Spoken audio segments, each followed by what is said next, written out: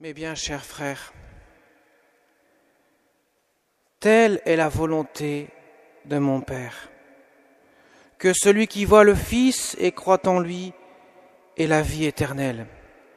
Et moi, je le ressusciterai au dernier jour. Mes bien chers frères, vous avez entendu la volonté du Père des cieux. C'est que tous ceux qui nous ont quittés puissent connaître le bonheur éternel. C'est la volonté du Père. Jésus le dit bien, c'est que je ne perde aucun de ceux qu'il m'a donnés. Aucun de ceux qu'il m'a donnés. Je veux qu'ils soient avec moi là où je suis.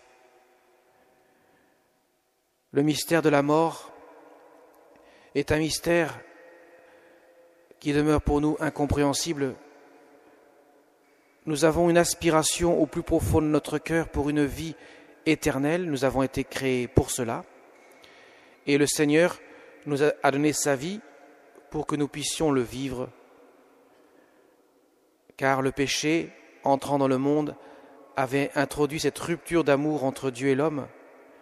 Et l'homme ne pouvait donc prétendre à aucune vie éternelle sans l'amour de Dieu, puisque seul l'amour de Dieu est source de vie éternelle. Comment aurait-il pu vivre sans l'amour de Dieu? Cela demeure impossible. Mais Dieu aime tellement l'homme, il aime tellement les hommes qu'il ne peut se résoudre à laisser l'homme dans la mort. Lui-même va en faire l'expérience, après avoir fait l'expérience crucifiante de la souffrance. Il va donner sa vie sur la croix, pour que l'homme ne reste pas dans la mort, mais connaisse la vie éternelle. Alors mes chers amis, cela est un mystère de la foi. Et comme tout mystère, la définition d'un mystère, c'est une révélation que Dieu nous fait, que nous ne pouvons pas connaître par notre intelligence seule, encore moins par nos sens, par l'expérience de la vie, mais seulement par une révélation que Dieu fait à l'homme. Et il le fait bien sûr dans l'Écriture, la Sainte Écriture que nous avons reçue de Dieu, que l'Église nous transmet siècle après siècle. Et pour accueillir cette vérité que Dieu nous enseigne, le moyen de connaître, c'est la foi. La foi, c'est ainsi accueillir une vérité que Dieu me donne pour que je puisse la faire mienne. Et Jésus nous enseigne ainsi dans l'Évangile, eh bien, que la mort n'est pas le point final de notre existence sur la terre. La mort n'est qu'un passage. C'est la séparation de l'âme et du corps. L'âme est immortelle, elle ne peut périr.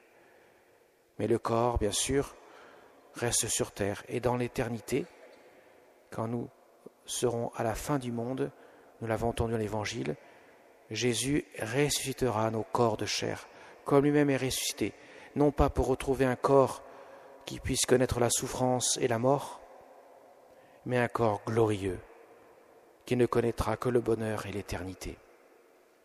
Un corps spiritualisé, pourrait-on dire, dans le sens vivant sous la motion de l'Esprit Saint, l'Esprit qui donne vie, cet Esprit qui donne vie éternelle, parce que le Seigneur nous l'a donné sur la croix.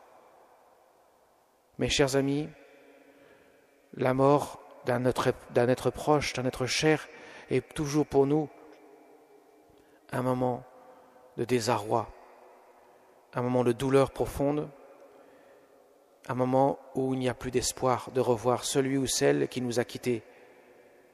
Mais par contre, il nous reste ce qu'on appelle l'espérance. Et l'espérance, c'est un don que Dieu nous fait lors de notre baptême. Nous avons reçu l'espérance, comme nous avons reçu la foi et la charité. Et l'espérance, c'est croire, parce que Dieu me l'a dit. Lui-même en a fait l'expérience sur la terre. Croire que lui est plus fort que la mort, qu'il donne vie à ce corps qui a connu la mort, une vie éternelle, fondée sur un bonheur qui n'a pas de fin, un bonheur qui est plénier. Car de fait, le Seigneur n'a pas créé l'homme seulement pour vivre une vie qui serait succincte et qui serait parsemée d'embûches, d'épreuves de toutes sortes. Il a créé l'homme en vue de l'éternité, en vue de partager son amour, la vie éternelle. Mes chers amis, la Sainte Église prie pour les défunts. Nous offrons des messes pour nos défunts. Nous offrons la plus belle prière d'ailleurs que la messe, parce que ce n'est pas la prière d'un homme seulement, c'est la prière de Dieu, de Jésus, Dieu fait homme, qui donne sa vie sur la croix pour cela. Eh bien, avant la grande rencontre avec le Seigneur, il va sans dire qu'il faut nous préparer. Et peut-être certains n'ont pas eu le temps de se préparer. Et justement, c'est ce temps de purification. Voilà pourquoi le Seigneur nous demande de prier à travers le mystère de l'Église pour nos défunts. Et nous offrons des prières pour ceux qui nous ont quittés dans la perspective qu'ils rejoignent un jour l'éternité de Dieu dans le ciel. Et je voudrais terminer par celle qui nous veille sur nous, celle qui se trouve à la porte du ciel, au seuil de notre vie. C'est la Vierge Marie, évidemment, bien sûr, parce qu'elle est là lorsque nous quittons cette terre pour le ciel. Elle est là pour nous conduire dans les bras du Seigneur, parce que c'est sa mission. C'est une mère. Elle a un cœur plein d'amour pour chacun des hommes qui habitent cette terre. Elle les aime comme son propre fils, son fils Jésus, parce que Jésus lui a demandé d'aimer chacun des hommes comme son propre fils. Elle est là pour nous conduire à Jésus.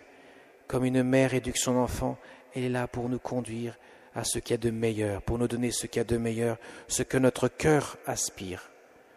Qui que nous soyons d'ailleurs croyants ou pas, notre cœur a une soif d'absolu, a une soif d'amour, a une soif de bonheur.